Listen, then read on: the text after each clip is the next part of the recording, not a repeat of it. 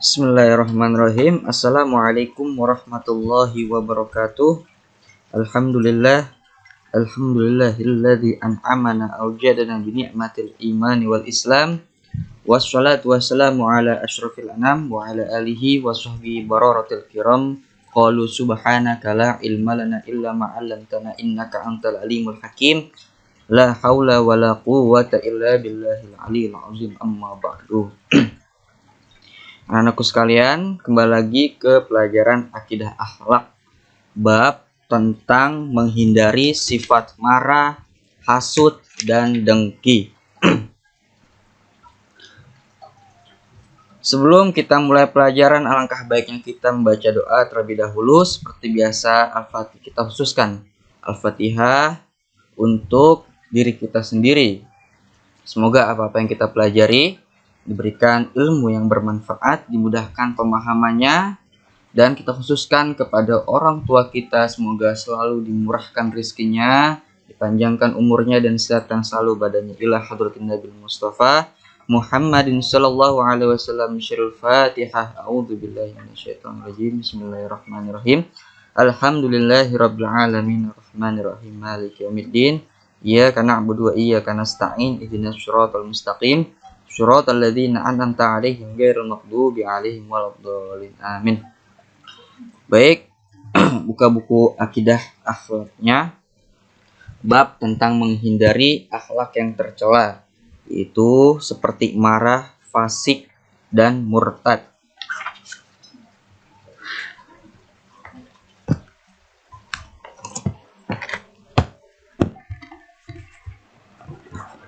Menghindari sifat marah. Marah adalah perasaan tidak senang, berang, dan gusar karena diperlukan tidak sepantasnya, karena keinginan tidak tercapai, atau bisa juga karena dibohongi oleh orang lain. Orang yang mudah marah disebut pemarah. Sifat marah ini ada pada hampir semua orang. Seperti juga hasud dan dengki, kita harus membuang rasa yang menyebabkan kita menjadi pemarah. Nah, ada langkah-langkah yang perlu dilakukan untuk menghilangkannya sifat marah tersebut.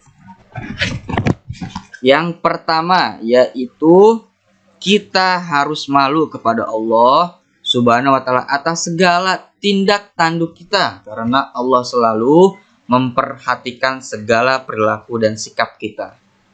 Nah, kita harus punya rasa malu sama Allah atas kemarahan kita tersebut, karena Allah selalu memperhatikan segala perilaku dan sikap kita.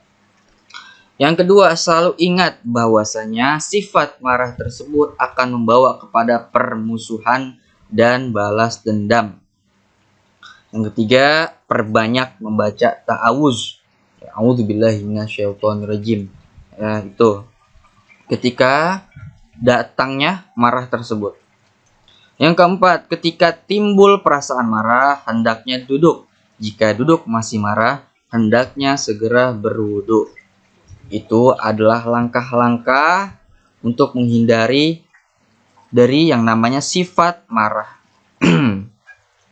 Marah memanglah sifat yang tercela, tapi dalam keadaan tertentu kita perlu marah. Misalnya, ketika agama kita dihina orang lain, ketika kita dilarang melaksanakan ibadah, atau ketika keluarga kita dihina orang lain. Namun sebaliknya, kita juga bersabar, karena sabar lebih baik daripada marah. Dalam sebuah hadis yang diriwayatkan bahwa pada suatu hari datang seorang laki-laki kepada Rasulullah SAW. Kemudian berkata, "Ya Rasulullah, berilah aku perintah untuk mengerjakan suatu perbuatan yang baik, tetapi aku harap yang sedikit saja." Rasulullah SAW bersabda, "Jangan engkau marah, la taqdob." Ya, bahasa Arabnya la taqdob, janganlah marah. Mengapa Rasulullah SAW melarang kita marah? Karena marah itu datangnya dari setan. Setan itu selalu mengajak kepada manusia untuk berbuat yang tidak baik. Dalam Al-Quran surat An-Nur ayat 21, Allah Subhanahu wa ta'ala berfirman, "A'udzubillahi minasyaitonirrajim. Bismillahirrahmanirrahim. Ya ayyuhalladzina amanu la tattabi'u khutuwati syaitan wa may yattabi' khutuwati syaitani fa innahu ya'muru bil fahsya'i wal munkar.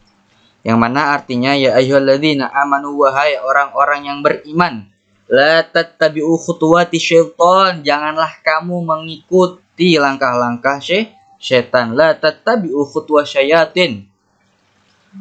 Kemudian wa may yattabi' khutuwati syayat, barang siapa yang mengikuti setan, maka sungguhnya setan itu menyuruh perbuatan keji dan mungkar. Quran surat An-Nur ayat 21. Nah, seorang muslim dilarang untuk mendiamkan saudaranya selama 3 hari. Diam dalam artian itu marah.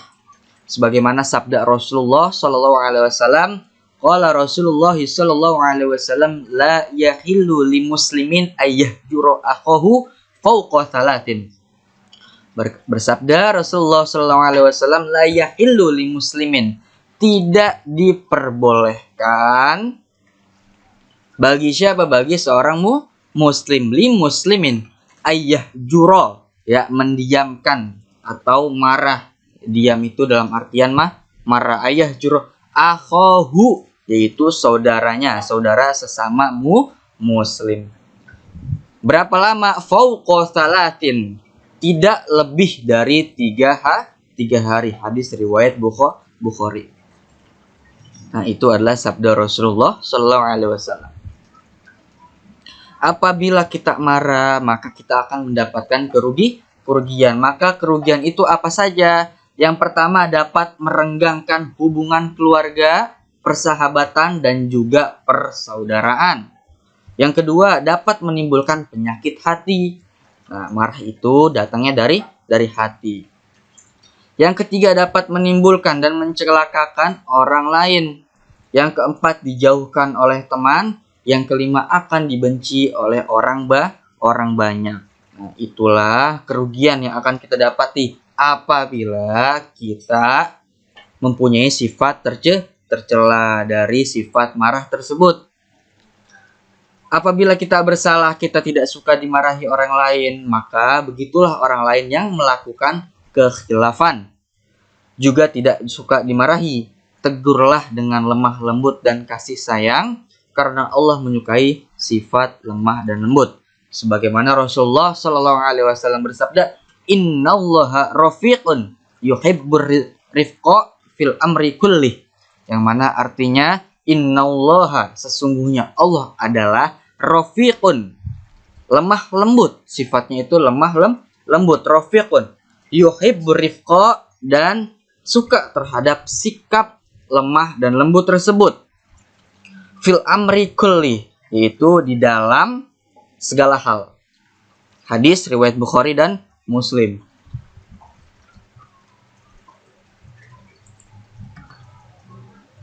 B. Menghindari sifat fasik. Akhlak tercela termasuk, fasik itu termasuk daripada akhlak yang tercela. Sebagaimana Allah berfirman dalam Al-Quran, Bismillahirrahmanirrahim, wa ammal ladzina fasaqu fama'wahumun naru kullama aradu ayyakhruju minha u'idu fiha wa qila lahum dzuqu 'adzaban naril ladzi kuntum bihi tukadzibun. Yang mana artinya dan adapun orang-orang yang fasik atau orang yang kafir, maka tempat kediaman mereka adalah neraka. Setiap kali mereka hendak keluar darinya, mereka dikembalikan lagi ke dalamnya, dan dikatakan kepada mereka, rasakan bahwasanya azab mereka itu yang dulu kamu dustakan. Quran surat As-Sajdah ayat 20. Fasik, asal katanya yaitu fasaqah. Fasaqah dalam bahasa Arab artinya sesat atau keluar dari kesolihan. Dalam bahasa Indonesia, fasik artinya percaya kepada Allah tetapi tidak mau menjalankan perintahnya. Fasik pada umumnya ialah melakukan perbuatan maksiat, meninggalkan perintah Allah, dan keluar dari jalan yang dibenarkan. Banyak orang yang berbuat maksiat di dunia, yaitu orang-orang yang selalu menuruti hawa nafsu dan tergoda oleh rayuan setan. Sering meninggalkan sholat 5 waktu, tidak mau berpuasa di bulan Ramadan, dan tidak mau membayar zakat, suka berbohong dan selalu meninggalkan perintah-perintah Allah. Adapun ciri-ciri orang fasik yaitu yang pertama malas beribadah kepada Allah, ya. Yang kedua suka mengadu domba. Ya, sabda Rasulullah SAW, la yadkhulul jannata qati'un. Ya, tidak akan masuk surga orang yang suka mengadu domba. Kemudian yang ketiga sering berbohong. Nah, itu adalah ciri-ciri orang munafik. Ya, ayatul munafiki salatun idza haddatsa kadzaba wa idza wa'ada akhlafa wa idza utumina khana. Apabila ia berbohong, dia berdusta. Itu adalah ciri-ciri orang munafik. Ciri-ciri orang munafik itu ada 3. Yang pertama, apabila ia berbicara, ia berbohong. Yang kedua, apabila ia wa idza wa'ada akhlafa, dan apabila ia berjanji, ia mengkhianati. Wa idza utumina khana, dan apabila dia dipercayai, dia mengkhianati. Yang keempat, sombong, angkuh, dan arogan. Yang kelima yaitu tidak mau menegakkan hukum Allah Subhanahu wa taala. Dan itulah sifat-sifat fasik. Kemudian sifat tercela ada juga yaitu sifat murtad, ya. Menghindari sifat murtad. Allah Subhanahu wa taala berfirman, "Man kafara billahi min ba'di imanihi illa man ukriha wa qalbuhu mutmainnum bil imani walakin masyaraha bil kufri sadran fa alaihim ghadabun minallah wa lahum adzabun azim." Yang mana artinya barang siapa kafir terhadap Allah setelah dia beriman atau dia mendapat kemurkaan Allah, kecuali orang yang dipaksa kafir padahal hatinya itu tetap tenang dalam beriman atau dalam keadaan dia itu tidak berdosa. Tetapi orang yang melapangkan dadanya untuk kekafiran, maka kemurkaan Allah menimpanya dan mereka akan mendapatkan azab yang besar. Quran Surat An-Nahl ayat 106. Murtad adalah meninggalkan atau keluarnya dari agama Islam dengan niat, ucapan, maupun perbuatannya. Misalnya, mengingkari Allah sebagai Tuhannya, kemudian tidak percaya terhadap kesucian Al-Quran, atau mengingkari salah satu hukum yang sudah ditetapkan dalam syariat Islam, seperti tidak percaya sholat, puasa, haji, dan juga zakat. Perkataan yang bisa menyebabkan seseorang itu murtad adalah mengingkari keesaan Allah Subhanahu wa ta'ala, tidak percaya terhadap kitab-kitab Allah, malaikat-malaikat Allah, dan mengingkari adanya hari akhir. Adapun murtad dengan perbuatan adalah seperti sujud kepada berhala yang disembah oleh agama lain. Seseorang itu bisa disebut murtad dalam keadaan yang pertama, berpindah agama atas kemauannya sendiri, bukan atas paksaan orang lain. Yang kedua, dengan sepengetahuannya, seseorang melakukan perbuatan atau mengatakan sesuatu yang menyatakan bahwa ia beriman kepada selain Allah Subhanahu wa ta'ala. Yang ketiga, dilakukan oleh orang yang sudah dewasa atau berakal dan balik. Yang keempat, sengaja dilakukan untuk tujuan pindah agama, bukan dalam kajian ilmu dan penelitian. Dan balasan bagi orang yang murtad digolongkan dalam 2 bagian, yaitu sanksi ukhrawi dan juga sanksi duniawi. Yang termasuk sanksi ukhrawi sebagaimana terdapat dalam firman Allah Subhanahu wa taala sebagai berikut. Bismillahirrahmanirrahim. Wa may yartadid minkum an dinihi fayamut wa huwa kafirun faulaika habitat a'maluhum fid dunya wal akhirah wa ulaika ashabun nar hum fiha khalidun. Yang mana artinya, siapa saja yang murtad di antara kamu dari agamanya, lalu dari agama Islam, lalu ia mati dalam kekafiran, maka mereka itu mati sia-sia. Oh, siapa saja yang murtad di antara kamu dari agamanya, agama yang dianutnya, lalu ia mati dalam kekafiran, maka mereka itu mati sia-sia amalannya di dunia dan di akhirat. Dan mereka itulah penghuni kekal di neraka. Quran surat Al-Baqarah ayat 217. Dan sanksi duniawi yang dikenakan kepada orang yang murtad adalah yang pertama, diperangi atau dibunuh. Rasulullah SAW bersabda, siapa yang menukar agamanya maka bunuhlah ia. Hadis riwayat Bukhari. Yang kedua, hilang beberapa haknya dalam hubungan keluarga, seperti hilang hak nikah, hilang hak waris, dan hilang hak kewalian dalam perkawinan. Dalam kehidupan sehari-hari kita harus menjaga lidah dan perbuatan. Lisan kita harus dijaga.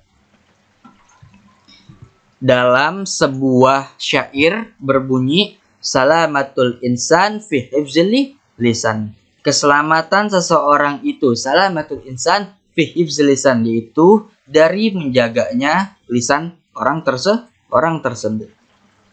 Maka dari itu jangan sampai menjurus kepada kemurtadan.